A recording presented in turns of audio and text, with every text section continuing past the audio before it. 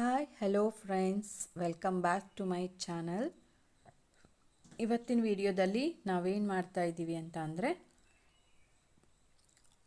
ಇದು ಮೇಥಿ ಫೆನುಗ್ರಿಕ್ ಸೀಡ್ಸ್ ಅಂತ ಹೇಳ್ತೀವಲ್ಲ, ಮೆಂತೆಕಾಳು ಮತ್ತು ಕರಿ ಲೀವ್ಸ್ನ ನಾವು ಯೂಸ್ ಮಾಡಿಕೊಂಡು ಒಂದು ಹೇರ್ ಆಯಿಲ್ನ ಪ್ರಿಪೇರ್ ಮಾಡೋದು ಹೇಗೆ ಅಂತ ನೋಡ್ತಾ ಇದ್ದೀವಿ. ನೋಡಿ, ಒಂದು 2-3 ಟೀ ಸ್ಪೂನ್ ಮೇಥಿ ತೊಗೊಂಡಿದ್ದೀನಿ, ಮೆಂತೆಕಾಳು. ಒಂದಷ್ಟು ಕರಿಬೇವು ಸೊಪ್ಪನ್ನು ತೊಗೊಂಡಿದ್ದೀನಿ, ಒಂದು 5-6 ಕಡ್ಡಿಯಷ್ಟು. ಸ್ವಲ್ಪನೇ ಎಣ್ಣೆ ಇರೋದು, ನನ್ನ ಹತ್ರ ಖಾಲಿ ಆಗ್ತಾ ಇದೆ, ಸೊ ಹಂಗಾಗಿ ಇಷ್ಟೇ ಎಣ್ಣೆ ಇರೋದು. ಇನ್ನು ಎಣ್ಣೆ ತರಿಸ್ಕೋಬೇಕು, ಅದಕ್ಕೋಸ್ಕರ ನಾನು ಸ್ವಲ್ಪನೇ ಹಾಕಿ ಮಾಡ್ಕೊಳ್ತಾ ಇರೋದು. ಜಾಸ್ತಿ ಎಣ್ಣೆ ಇದ್ದಿದ್ದರೆ ಇನ್ನೂ ಜಾಸ್ತಿ ಹಾಕಿ ಮಾಡ್ಕೊಳ್ತಿದ್ದೆ. ಸೊ ಇದಕ್ಕೆ ನಾನು ಕಬ್ಬಿಣದ ಬಾಣಲೆ ಇದ್ದರೆ ತೊಗೊಳ್ಳಿ, ತುಂಬ ಒಳ್ಳೆಯದು. ಕಬ್ಬಿಣದ ಬಾಣಲೆ ಇರಲಿಲ್ಲ ಅಂತ ಅಂದರೆ ಪರವಾಗಿಲ್ಲ, ಸ್ಟೀಲು ಅಥವಾ ಯಾವುದಾದ್ರೂ ಒಂದು ಅಲ್ಯೂಮಿನಿಯಂ ಪಾತ್ರೆಯಲ್ಲಿ ಕೂಡ ನೀವು ಮಾಡ್ಕೊಳ್ಬೋದು.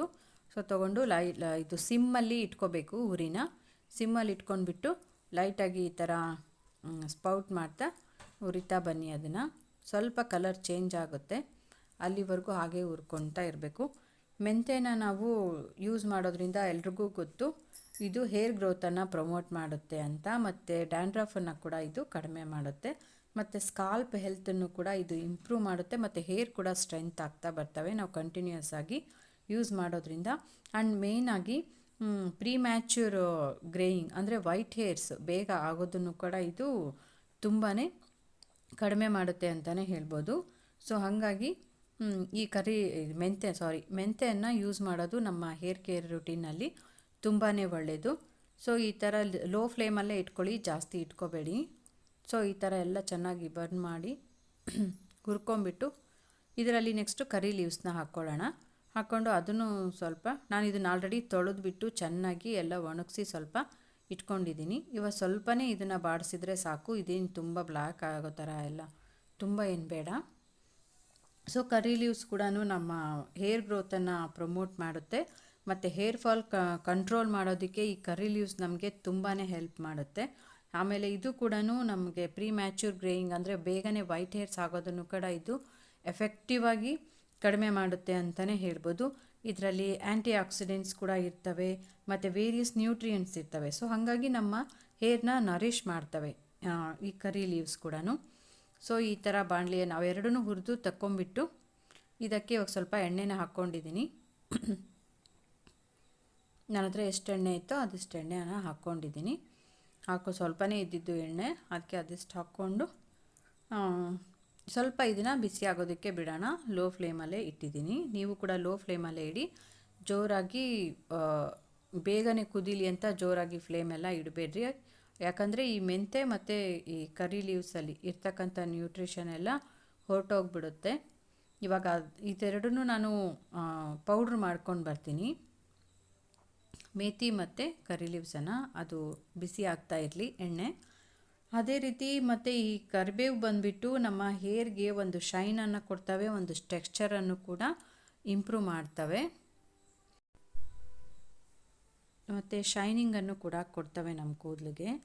ಸೊ ನೋಡಿ, ಇವಾಗ ಮತ್ತು ಕರಿ ಲೀವ್ಸ್ ಮತ್ತು ಇದು ಮೆಂತೆ ಇತ್ತಲ್ವ ಹುರಿದು ಇಟ್ಕೊಂಡಿದ್ನಲ್ವ, ಅದನ್ನು ಪೌಡರ್ ಮಾಡ್ಕೊಂಡಿದ್ದೀನಿ. ಸ್ವಲ್ಪ ಕೋರ್ಸಾಗೆ ಮಾಡ್ಕೊಂಡಿದ್ದೀನಿ, ಫೈನ್ ಪೌಡರ್ ಥರ ಏನು ಮಾಡಿಲ್ಲ, ಸ್ವಲ್ಪ ಕೋರ್ಸಾಗೆ ಮಾಡಿಕೊಂಡು ಇದಿಷ್ಟನ್ನು ಇವಾಗ ಆ ಎಣ್ಣೆಗೆ ಹಾಕ್ಬಿಡೋಣ.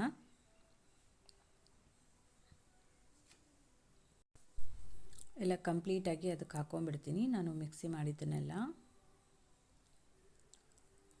ಚೆನ್ನಾಗಿ ಮಾಡಿ ಬಾಯ್ಲ್ ಆಗೋದಕ್ಕೆ ಒಂದು 5-8 ನಿಮಿಷ ಬಿಟ್ಟರೆ ಸಾಕು. ಚೆನ್ನಾಗಿ ಬಾಯ್ಲ್ ಆಗೋದಕ್ಕೆ ಬಿಡಿ. ಸೊ ನಮ್ಮ ಈ ಥರ ಮೆಂತೆಕಾಳು ಮತ್ತು ಕರಿಬೇವಿನ ಎಣ್ಣೆ ನಾವು ಈ ಥರ ಮಾಡಿಟ್ಕೊಂಡ್ರೆ ತುಂಬಾ ನಮ್ಮ ಹೇರ್ಗೆ ಒಳ್ಳೆಯದು. ನಾವು ರೆಗ್ಯುಲರಾಗಿ ಇದನ್ನು ಯೂಸ್ ಮಾಡ್ತಾ ಬರೋದ್ರಿಂದ, ಅಥವಾ ವಾರದಲ್ಲಿ ಒಂದು 2-3 ಸಲ ಯೂಸ್ ಮಾಡೋದ್ರಿಂದ ನಮಗೆ ತುಂಬಾ ಒಂದೊಳ್ಳೆ ಯೂಸಸ್ ಸಿಗುತ್ತೆ. ಆಮೇಲೆ ನಿಮಗೆ ಗೊತ್ತಾಗುತ್ತೆ ಹೇರ್ ಫಾಲ್ ಹೇಗೆ ಕಂಟ್ರೋಲ್ ಆಗುತ್ತೆ ಅಂತ. ಬಟ್ ಕಂಟಿನ್ಯೂಸ್ ಆಗಿ ಯೂಸ್ ಮಾಡಬೇಕು.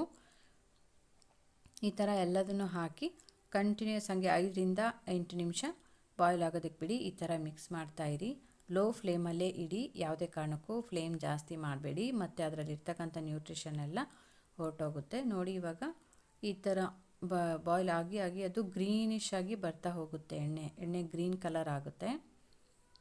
ಅಲ್ಲಿವರೆಗೂ ನಾವು ಬಾಯ್ಲ್ ಮಾಡ್ತಾ ಇರಬೇಕು. ಬಾಯ್ಲ್ ಮಾಡಿ ಆಮೇಲೆ ಇದನ್ನು ಗ್ಯಾಸ್ ಆಫ್ ಮಾಡಿಬಿಟ್ರೆ ಆಯಿತು. ಇದೇ ಥರ ಸ್ಟೀರ್ ಮಾಡ್ತಾ ಇರಿ, ಮಾಡಿ ಆಮೇಲೆ ಆಫ್ ಮಾಡಿಬಿಡಿ. ಈ ಥರ ಕಲರ್ ಬಂದಿರುತ್ತೆ. ನೀವು ಇದರಲ್ಲೇ, ನಾನು ಇದನ್ನು 24 ಅವರ್ಸ್ ಇದೇ ಥರ ಇದರಲ್ಲೇ ಕೂಲ್ ಆಗೋದಕ್ಕೆ ಬಿಡ್ತೀನಿ. ಆಮೇಲೆ ಒಂದು ಜಾರ್ಗೆ ಸೋಸ್ಬಿಟ್ಟು ಇಟ್ಕೊಳ್ತೀನಿ ಇದನ್ನು. ಸೊ ಈ ವಿಡಿಯೋ ನಿಮಗೆಲ್ರಿಗೂ ಇಷ್ಟ ಆಗಿದೆ ಅಂದ್ಕೊತೀನಿ. ಇಷ್ಟ ಆಗಿದೆ ದಯವಿಟ್ಟು ಲೈಕ್ ಮಾಡಿ, ಶೇರ್ ಮಾಡಿ, ಸಬ್ಸ್ಕ್ರೈಬ್ ಮಾಡಿ. ಸೊ ನೋಡಿ, ಈ ಥರ ನಾನು ಇವಾಗ ತಣ್ಣಗಾದಮೇಲೆ ಈ ಥರ ಫಿಲ್ಟ್ರ್ ಮಾಡಿ ಇಟ್ಕೊಂಡಿದ್ದೀನಿ. ಇದನ್ನು ನಾನು ವಾರದಲ್ಲಿ 2ರಿಂದ 3 ಸಲ ಯೂಸ್ ಮಾಡ್ತಾ ಬರ್ತೀನಿ. ಸೊ ನೀವು ಇದನ್ನು ಯೂಸ್ ಮಾಡಿ ರಿಸಲ್ಟ್ ಹೇಗೆ ಬಂತು ಅನ್ನೋದನ್ನು ಕಾಮೆಂಟಲ್ಲಿ ತಿಳಿಸೋದನ್ನು ಮರಿಬೇಡಿ. So thanks for watching. Bye bye.